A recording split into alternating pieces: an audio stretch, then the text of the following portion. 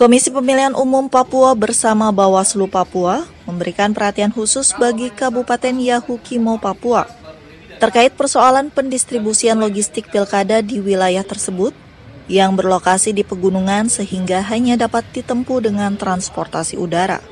Pihak KPU Papua pun memetakan hanya Kabupaten Yahukimo yang masih akan menggunakan sistem noken dalam pilkada serentak 2020 dari total 11 kabupaten di Provinsi Papua. Adapun guna mengantisipasi pemungutan suara ulang, kecurangan pada sistem noken, ataupun intimidasi yang terjadi di lapangan saat pemungutan suara, pihak KPU Papua melakukan koordinasi dengan jajaran penyelenggara dan Forkopimda setempat.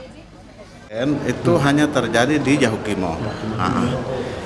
Yahukimo ini kan 51 distrik. Dari 50 distrik, itu satu distrik tidak menggunakan sistem noken. Yaitu distrik DKI. Distrik DKI itu memiliki 16 TPS. 16 TPS itu menggunakan sistem nasional one man one vote. Sedangkan 50 distrik lain itu semua menggunakan sistem noken. Sementara itu, anggota Bawaslu Papua Ronald Manoak menjelaskan, terkait pengawasan terhadap sistem noken tersebut, pihaknya memerlukan kerjasama semua pihak, khususnya dukungan kepatuhan penyelenggara di tingkat bawah, termasuk pengawas di lapangan agar tidak terjadi kecurangan dalam pilkada. Mungkin kan udah jelas hanya di Yahukimo. Berapa distrik? Seluruhnya. DKI juga? Ya. Gunungan Bintang? Selain itu semua sistem nasional.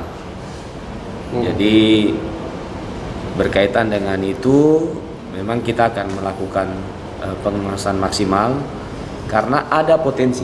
Ya, kita tidak bisa menafikan bahwa ada potensi, ada kabupaten-kabupaten yang sudah sistem nasional tetapi praktek-praktek noken mungkin akan ada.